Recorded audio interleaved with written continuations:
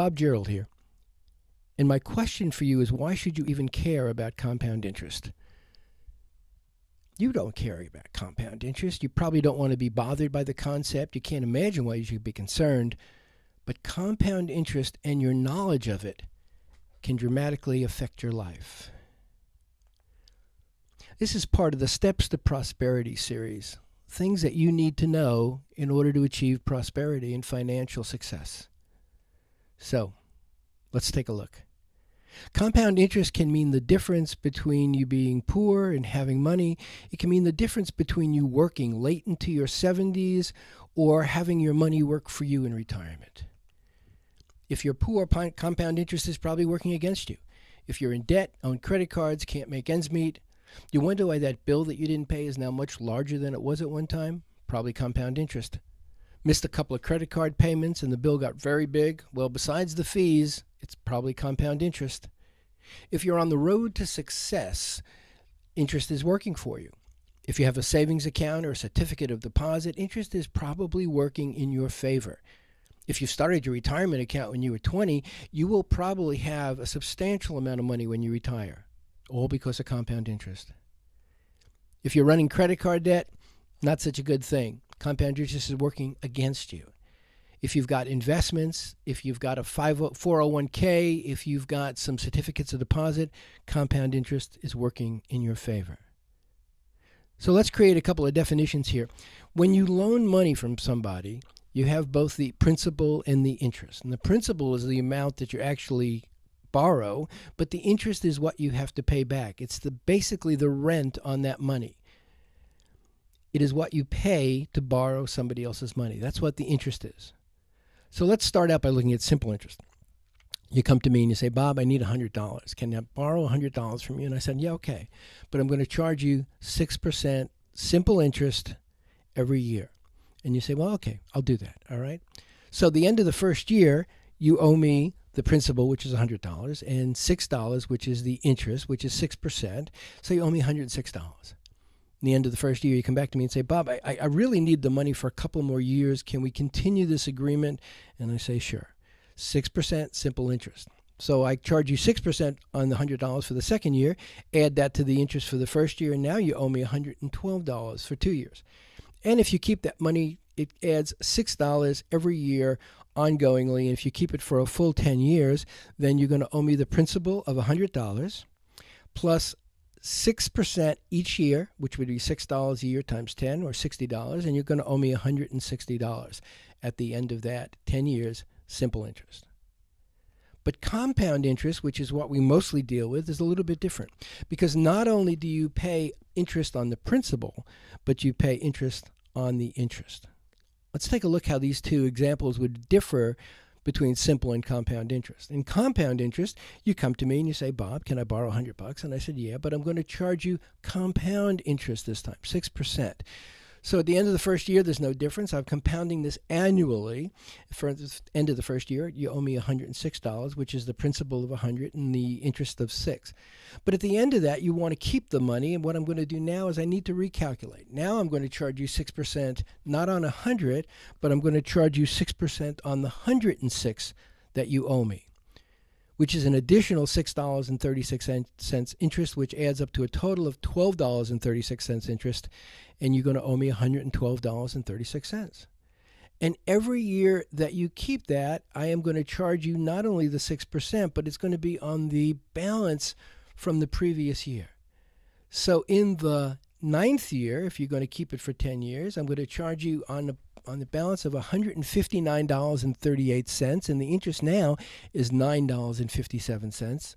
We've so far added up a total of $68.95, and then in the 10th year, I'm going to charge you interest based on the new balance of $168.95, which is $10.13, and you're going to owe me a total of $179.08 if I compound this annually. So if it's simple interest, you're going to owe me $60 interest, which is $160 total. If it's compound interest, you're going to owe me $79.08 interest for a total of $179.08. And there is a difference between those two of $19.08. So if I'm compounding my interest annually or monthly even or daily, which is some of the ways these get calculated, you're going to owe me more money than simple interest. Almost everything you do is going to be compound interest, not simple interest, and this was an example to show you the difference. But the real differences come in the rates. So there's a lot of different rates out there. You know, you rent, you borrow something, you buy something, it's got 6% interest, 9% interest.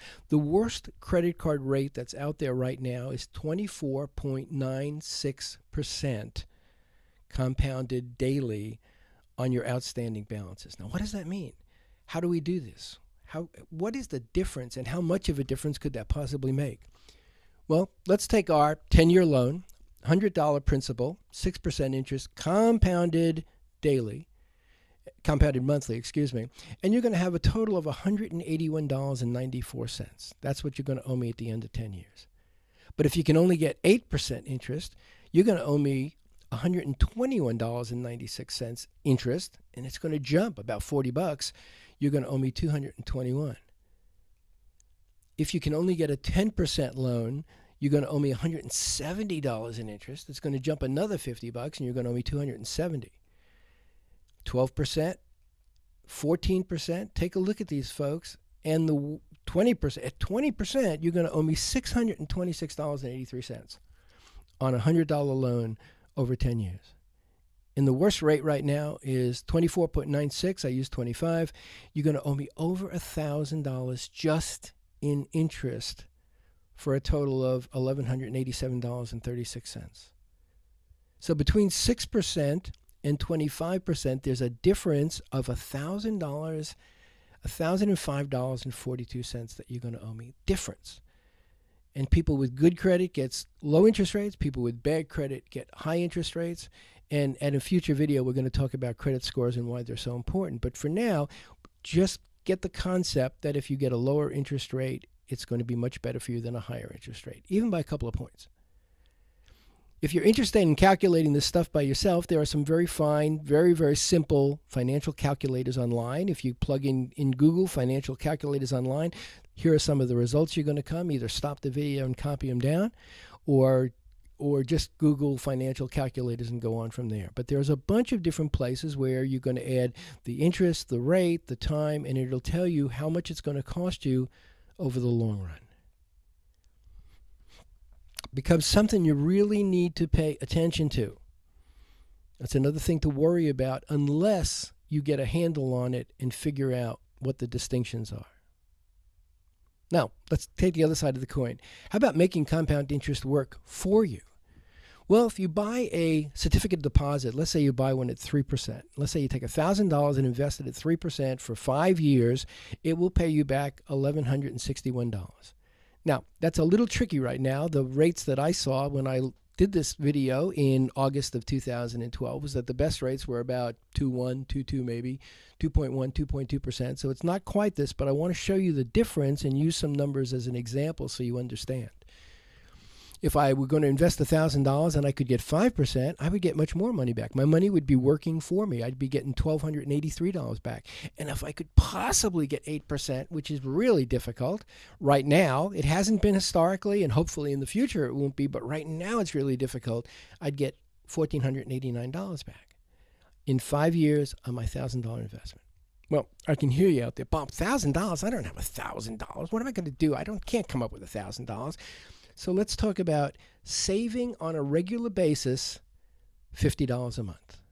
Now, $50 a month actually isn't as much as you think it is, because what it comes out to is $11.54 a week based on a 52-week year. $11.54 a week. So what does that come out to? Well, 2 packs of cigarettes are probably $12 a week or $48 a month. If you reduce your sports channels or premium channels, you're going to save at least $50 a month. If you do 2 brown bag lunches instead of a $9 lunch at a reasonable restaurant, even nowadays, it's going to be $72 a month you could save for investing. 3 fancy coffees at $4.50 a piece is going to be $48 a month. 3.5 gallons of gas a week. If you carpool, if you go with somebody else for something, if you figure out your route ahead of time, if you save that, that's about $50 a month. So what are you going to do with that $50 a month? Why am I even bothering to go in this direction? Well, let's take a look at this. If you take $50 a month over 5 years and you just put it in your mattress, you're going to have $3,000 at the end of 5 years. You'll have something for emergency fund. You'll have something for something. Just if you just put it in your mattress. Now, if you could invest it for $3%, you'd have $3,290. $290 that you didn't have before, that you can start using for investment purposes, that you can start using. Your money would be working for you. Not a whole lot right here, but still.